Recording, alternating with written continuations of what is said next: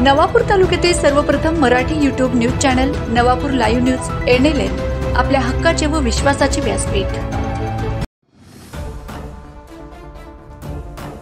मुख्य बाजारपेठ असलेल्या नवापूर शहरातील भारत स्टोअर शेजारी लागूनच श्रीमान श्रीमती कापड दुकानाजवळ असलेली तळमजल्यावर रंगीला फुटवेअर चप्पल बूटचे दुकानात पहाटे 5 वाजेला आग लागल्याचे नवापूरचे जागृत पत्रकार जनक दलाल यांच्या लक्षात आले। त्यांनी तात्काळ दुकान मालक तुकाराम अहिरे यांना माहिती दिली होती। नगर परिषद अग्निशमन बंब तात्काळ दाखल झाले। यावेळी नागरिकही धावून आले होते। तळमजला असल्याने दुकानात जाण्यासाठी एकमेव रस्ता म्हणजे शटर तोडून जाणे हा पर्याय होता। अशा वेळेस नगर परिषद कर्मचारी आणि स्थानिक नागरिकांच्या मदतीने शटर तोडण्यात आले। दुकानातील लाकडी काउंटर आणि चप्पल बूट तसेच वरील बाजूला असलेले सीलिंग केलेले असल्याने आग दुकानात पसरल्याने धुराच्या लोटात दुकानात काही दिसेना। नगर परिषद कर्मचारी आणि स्थानिक नागरिकांनी वेळीच मदत करत साहित्य बाहेर काढण्यास सुरुवात केली होती। आग केव्हा लागली, कशामुळे लागली ते समजू शकलं नाही, परंतु आगीमुळे साहित्य जळून खाक झालं असल्याचं दिसत आहे। दरम्यान नुकसानीचा अंदाज अद्याप कळू शकला नाही। सकाळी 6 वाजेपर्यंत आगीवर नियंत्रण झाले होते। आगीची माहिती मिळताच नवापूर पोलिसांनी धाव घेतली होती। माझं नाव हितेश तुकाराम आहे। मी तुकाराम गणवैरे यांचा मुलगा।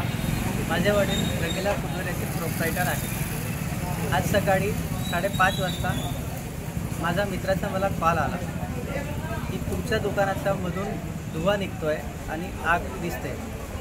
मी आणि माझे घरचे लोक मी सगळ्यांना उठवलं आणि त्यांना सांगितलं की आपल्या दुकानामध्ये काहीतरी नुकसान झालं असं माझ्या मित्राचा कॉल आला।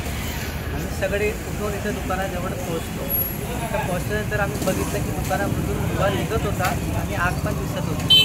इथं जनक म्हणून आहेत ते पण होते, विराज शाह म्हणून ते पण होते, कल्पेश अग्रवाल ते पण होते।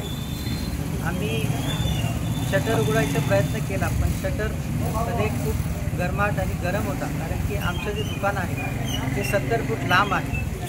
आम्ही शटर उघडायचा प्रयत्न केला पण शटर उघडत नव्हता।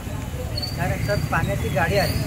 पाण्याची गाडी आल्यानंतर त्याने शटरवरती पाणी मारल्याचा शटर थोडा थंडा झाला। त्यानंतर आम्ही शटर ओपन केला। आम्ही मध्ये पाहिलं तर आमच्या दुकानामध्ये फारच नुकसान झालं होतं। आमच्या दुकानामध्ये 40 लाखाचा माल आणि 10 लाखापर्यंत फर्निचर होता। पाणीच्या गाडीने मध्येपर्यंत पाणी टाकून आग विझवली, पण थेट तोपर्यंत आमच्या दुकानामध्ये फारच नुकसान झाला होता। माझ्या वडीलने, मी जेव्हा लहान होतो तेव्हापासून माझ्या वडीलने खूप कष्ट करून हे दुकान आणि हे धंदा उभा केला होता। आज आमच्यावरती खूप मोठा एक धंदा योग बनला आहे की आम्ही खूप नुकसानमध्ये आहोत, कारण की आज माझ्या पप्पांनी एवढ्या वर्षापासून मेहनत करून ते बनवलं होतं ते आज आमचं खूपच नुकसान झालेलं आहे। प्रशासनाकडून मला एवढीच अपेक्षा आहे की आम्हाला मदत करावी। नवापूर लाईव्ह न्यूज एनएलएन आपल्या हक्काचे व विश्वासाचे व्यासपीठ।